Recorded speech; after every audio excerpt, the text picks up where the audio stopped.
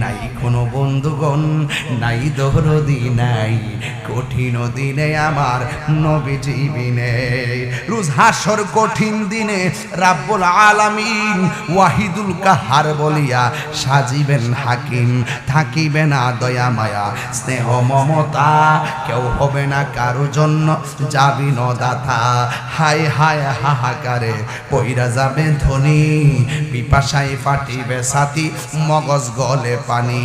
কান্দিতে তাকিবে সেদিন আদমের আওলাদ, কান্দিয়া জানাইব তারা তাদের ফরিয়াদ। সবাই ডাক দিয়া বলবে আদম,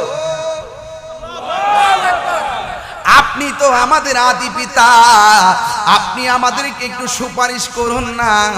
আদম নবী বলবে, ও নবীর উম্মত, আল্লাহ আমারে কইছিল ইয়া আদম আসকুন আনতা ওয়া যাওজুকাল জান্নাহ, ও আদম তুমি এবং তোমার বউ এই জান্নাতের মধ্যে বসবাস করো, তোমরা যা মন চাতা খাইবা, খবরদার ওয়ালা তাকরাবা হাযিহি শাজারা, এই গাছের ধারে কাছে যায়ও না। এত আজীবন শুনছেন, গন্ধম ফলটা যে কি জিনিস সেটাই তো বুঝেন না, শুধুমাত্র মুড়ি দিয়া বইয়া রইছেন। মাঝে মাঝে এইগুলা বাইর কইরা যাইনেন, জানলে ইবাদতে বড় মজা পাইবেন। জ্বালা জোরাহিনা, জ্বালা জোরাহিনা রে, সুরের কে সুরি কর, গিরস রে কই সজাগ ডাক, দেখছেন নি খেলাটা কি রে বাবা। আল্লাহ ডাক দিয়া কয়, ও আদম সব খাইবা, রগদান হাইসু শিতুমা, যা মন চাই তা খাইবা, খবরদার ওয়ালা তাকরাবা হাযিহি শাজারা, এই গাছের কাছেও যায়ও না। ইন দি মিন টাইমে হাওয়া এবং আদম দুইজন গাছের কাছে গেছে।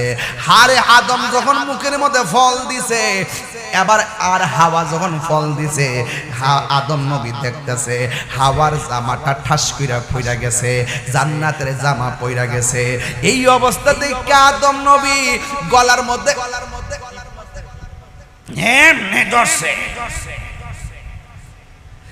এইভাবে ধরছে, হাওয়ার জামা পইরা গেছে। এবার গলার যখন ধরছে অবস্থা দেখা, এবার ওই দেখেন পুরুষের গলার মধ্যে কণ্ঠনালী আছে, আর মা হাওয়া ডাইরেক্ট গিল্লা লাইছিল, এই জন্য মা হাওয়ার কণ্ঠনালী নাই। মা হাওয়ার মাইয়া যারা এখনো গাগুটি আছে, হেরারও কণ্ঠনালী নাই। এই জন্য বউর কাছে সব কথা বলা যাবে, দন্তার নয় কারে না।